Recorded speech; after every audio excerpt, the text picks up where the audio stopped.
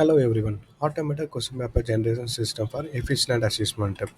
இப்போ வந்து பார்த்தீங்கன்னா ஸ்கூலு காலேஜில் ஒரு இன்டர்னல் டெஸ்ட்டில் எக்ஸாம் ஆகட்டும், கொஸ்டின் பேப்பர் வந்து பார்த்தீங்கன்னா ஸ்டாஃபே வந்து சிலபஸ் ஃபுல்லாக அனலைஸ் பண்ணி ரெடி பண்ணுற மாதிரி இருக்கும். ஸோ இது வந்து பார்த்தீங்கன்னா அவங்களுக்கு கொஞ்சம் பெரிய சேலஞ்சிங்காக இருக்கும்.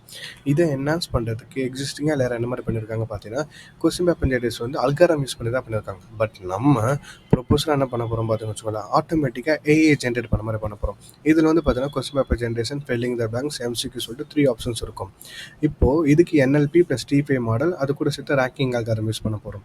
இப்போது இதுக்கு யூஸ் பண்ணுற ஃப்ரேம் ஒர்க் வந்து பார்த்தீங்கன்னா டீகெண்டர். அது ஒரு பேஜ் வேர்ட் நம்ம கிரியேட் பண்ணிவிட்டு யூஸர் வந்து பார்த்தீங்கன்னா ரிஜிஸ்டர் லாகின் பண்ணிக்கப்புறம் பேராகிராஃபாக டெக்ஸ்ட் ஃபைல் இம்போர்ட் பண்ணதுக்கப்புறமா இது வந்து பார்த்தீங்கன்னா question paper generation, MCQ, filling the blanks ஆட்டோமேட்டிக்காக நம்மளுக்கு வந்து பிடிஎஃபாக கன்வெர்ட் பண்ணி கொடுக்கும். ஸோ நீங்கள் பிடிஎஃப்குள்ளே போகும்போது செக்யூராக இருக்க பாஸ்வேர்ட் நம்ம வச்சிருப்போம். இதனால் வந்து பார்த்தீங்கன்னா வச்சுக்கோங்களேன், ஒரு ஸ்டாஃப் ஆகட்டும் ஈஸியாக வந்து பார்த்தீங்கன்னா கொஸ்டின் பேப்பர் ஏஐ ஜென்ரேட் பண்ணாலும் அவங்களுக்கு வந்து பார்த்தீங்கன்னா டைம் வந்து ரெடியூஸ் பண்ணி கொடுக்கும்.